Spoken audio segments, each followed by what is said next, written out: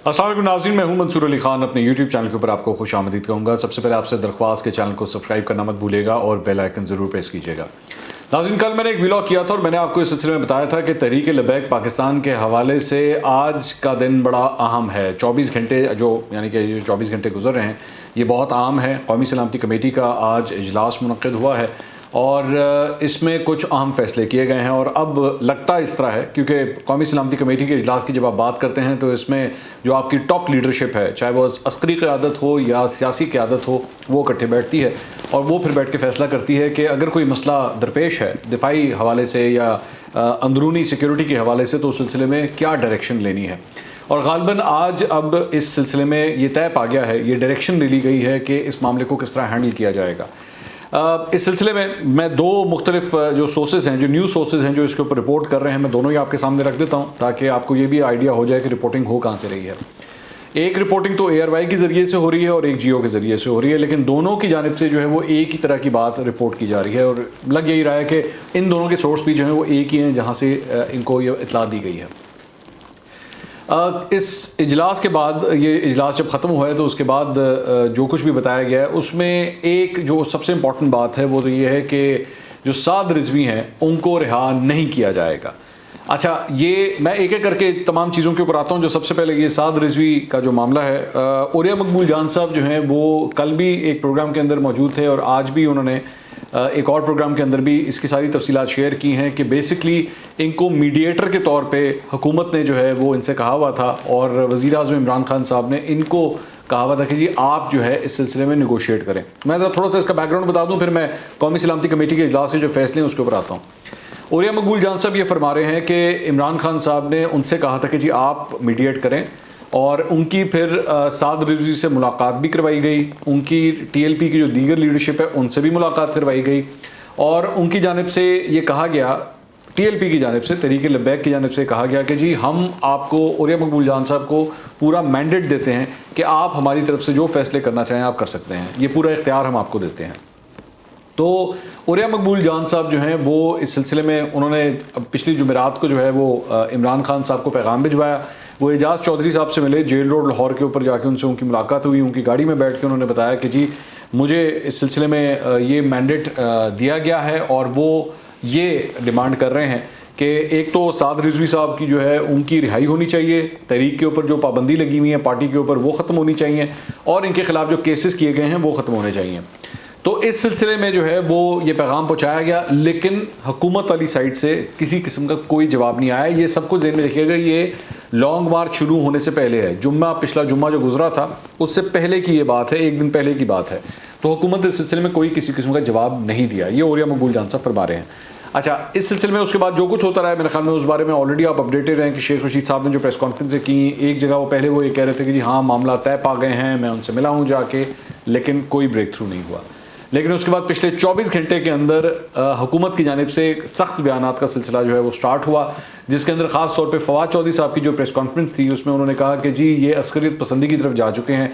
Even Sheikh Rashid साहब ने भी ये कहा कि जी मिलिटेंसी की तरफ जो है वो ये जाना शुरू हो चुके हैं, तो अब इनसे जो है वो डील करना मुश्किल होता जा रहा है और इसीलिए फिर हमने रेंजर्स को बुला लिया है और पंजाब की जो हुकूमत है उनको रेंजर्स जो है उनके हवाले कर दी गई है कि जी आपने जिस तरह भी इनको इस्तेमाल करना है वो आपकी मर्ज़ी है। अच्छा, जो कौमी सलामती कमेटी का इजलास हुआ है उसमें एक बात, वो जो 3 मुतालबे थे जो मैं औरिया मकबूल जान साहब के मैं आपको बता रहा था, उसमें से एक बात तो ये तय हो गई है कि साद रिजवी को नहीं रिहा किया जाएगा।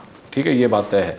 जबकि ख़बरें ये भी हैं कि साद रिजवी इस वक्त इस्लामाबाद के अंदर हैं और उनसे जो है वो उनको बुलाया गया निगोसिएशंस के लिए। अच्छा, साद रिजवी के बारे में औरिया मकबूल जान साहब ये भी फरमा रहे हैं कि साद रिजवी और तहरीक लबैक के जो दीगर रहनुमा हैं उनसे कोई मुज़ाकरात नहीं हुए और अभी तक कोई मुज़ाकरात नहीं हुए। ये बड़ा इंटरेस्टिंग फैक्ट है क्योंकि शेख रशीद साहब बार बार अपनी प्रेस कॉन्फ्रेंस में ये बात कह रहे हैं कि जी मुज़ाकरात का अमल चल रहा है, हम दोबारा भी मुज़ाकरात करेंगे। इवन उन्होंने आज भी दोबारा ये बात की कि जी मैं आने, ये जो जुम्मा और हफ्ता आ रहा है मैं इस पर भी मुज़ाकरात करने के लिए तैयार हूँ। लेकिन औरिया मकबूल जान साहब ये फरमा रहे हैं, जिनको तहरीक लबैक पाकिस्तान ने जो है वो अपनी तरफ से एक मीडिएटर मुकर्रर किया है, वो कह रहे हैं कि किसी किस्म के कोई मुज़ाकरात नहीं हो रहे। अच्छा, दूसरी बात जो सामने आई है वो जियो ने भी ये रिपोर्ट किया और ARY ने भी ये रिपोर्ट किया कि जी पुलिस पर हमला करने वालों के हवाले से किए जाने पर कोई बात नहीं हो सकती। मेरा ख्याल में ये बड़ा अच्छा स्टेप है। मैं बिल्कुल इमरान खान साहब की ये जिस तरह इसको रिपोर्ट किया जा रहा है कि जो कमेटी के अंदर ये फैसला हुआ है कि जी उनसे किसी किस्म की कोई बातचीत नहीं हो सकती, मेरे ख्याल में इट इज़ हाई टाइम कि ये कदम उठाया जाना चाहिए था कि पुलिस के ऊपर अगर कोई तशद्दुद करता है या पुलिस की जानिब जो है वो अगर कोई फायर किया जाता है, उन लोगों से कोई किसी तरीके से बात नहीं हो सकती, क्योंकि आप यूनिफॉर्म के अंदर जो सिक्योरिटी एहलकार जो सिक्योरिटी के ऊपर मामूर हैं, जो अपनी जानों के नजराने हमारे लिए देते हैं, अगर उनके ऊपर कोई तशद्दुद होगा, उनके ऊपर कोई हमला होगा, उनसे बातचीत नहीं हो सकती। तो मेरे ख्याल में बड़ा अच्छा कदम जो है वो इनकी जानिब से उठाया गया। अच्छा, उसके बाद ये भी अस्करी क़यादत की जानिब से ये बताया गया है कि जी कलअदम तहरीक लब्बैक पाकिस्तान मुल्क में अफरा तफरी पैदा कर रही है, और इसके साथ साथ ये भी कहा गया कि उनको मज़ीद TLP को जो है तहरीक लब्बैक पाकिस्तान को मज़ीद अब आगे बढ़ने की इजाज़त नहीं दी जाएगी। और मैं आपको इस सिलसिले में ये भी अपडेट कर दूँ जो मुझे इतलात मिल रही हैं। मैंने इससे पहले भी एक वीलॉग किया था, गालिबन आज से 2 दिन पहले किया था, जिसमें मैंने आपको बताया था कि जेहलम का जो पुल है उसकी स्ट्रेटेजिकली बड़ी इंपॉर्टेंस इस वक्त बन चुकी है। ये जो कुछ भी हो रहा है इस वक्त GT रोड के ऊपर जेहलम के पुल की बड़ी इंपॉर्टेंस बन चुकी है, और ये कहा जा रहा है कि जेहलम के पुल के ऊपर मज़ीद रुकावटें जो हैं वो खड़ी की जा रही हैं, क्योंकि जेहलम का वो जो दरिया है उसको अबूर करने का रास्ता सिर्फ और सिर्फ वो पुल है।